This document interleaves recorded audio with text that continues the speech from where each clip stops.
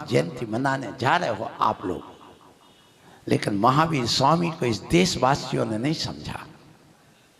महावीर स्वामी के सिद्धांत को इस विश्व ने नहीं समझा, क्योंकि भगवान महावीर स्वामी ने सारी क्रिया कांड को, हवन आदि को एक तरफ रख दिया था। उन्होंने हिंसा को एक तरफ रखा था। उन्होंने मैं की बात को एक तरफ रखा था। उन्होंने प्रदर्शन को उठा करके फेंक दिया था।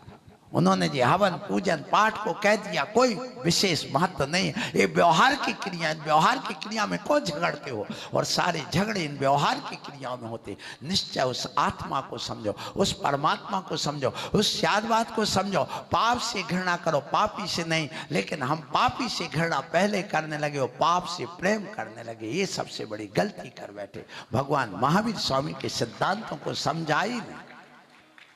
जो उन्होंने कहा कि तुम इन मंदिरों को लेकर नहीं लड़ना, इन साधुओं को लेकर नहीं लड़ना, तुम कभी समाज के भाई को लेकर मत लड़ना। अरे भेदभाव तज दे, अरे खून सभी का एक। और जैन धर्म है जाति ना निज स्वरूप सब एक।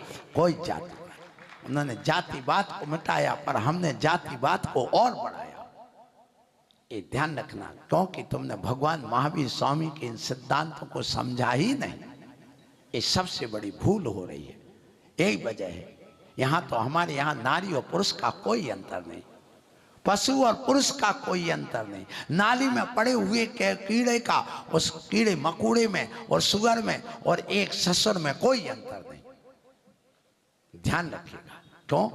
सब भी शुद्धाहु शुद्ध नया। सबकी आत्मा के अंदर वही भगवत पद बैठा है, वही वो आत्मा बैठी है, वही ईश्वरत्व बैठा है, वह भी भगवान है। बस पड़ा हुआ है, उसने उस भगवान को नहीं पहचाना। भगवान महावीर स्वामी ने यही क्या, अपने अंदर बैठे भगवान को पहचानो। तुम भगवान की मूर्ति में लगे हो, अपने अंदर के मूर्त उस आत्मा को, चेतन आत्मा को भूल गए, इस जड़ में लगे हुए हो। झगड़ा उस चेतन में है कि जड़ में है? बताइए दमचंद जी, अध्यक्ष महोदय जी, बोलिए, झगड़ा किस में है?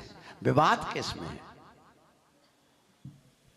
जल मत चढ़ाओ, फूल मत चढ़ाओ, नारियल मत चढ़ाओ, है पंचामृत मत करो, अभिषेक मत करो, आरती मत जलाओ। तुम इसी क्रिया कांड में ही फंसे रहे। तो कहते भगवान महावीर स्वामी तुमने अभी सिद्धांत को समझा ही नहीं समझा। इस धर्म के विनाश का कारण यही है कि जो मूल सिद्धांत भगवान महावीर स्वामी ने दिए, आदिनाथ ने दिए, उन सिद्धांतों पर तुम चल ही नहीं पाए। बाहरी क्रिया कांड में लग गए। उन्होंने कहा आत्मा से प्रेम करो, लेकिन तुम पत्नी से प्रेम कर बैठे। उन्होंने कहा तुम परमात्मा से प्रेम करो, और तुम जड़ से प्रेम कर चुके। उन्होंने कहा चेतन से प्रेम करो, तुम अचेतन से प्रेम कर बैठे। उन्होंने कहा अपने आत्मा के स्वरूप को निखारो, तुम अपने शरीर के स्वरूप को निखारने में लग गए। उन्होंने कहा अरे भैया ये सब विवाद की जड़ें हैं, जड़ जोरू और जमीन, इनको छोड़ो, सम्यक दर्शन ज्ञान चारित्र में लीन हो जाओ। और तुम जड़ जरूर जोरी और जमीन में लगे रहे। तुमने उस आत्मा को, उस रत्न त्रय को, सम्यक दर्शन ज्ञान चारित्र को नहीं पहचाना। उन्होंने धर्म किसको कहा?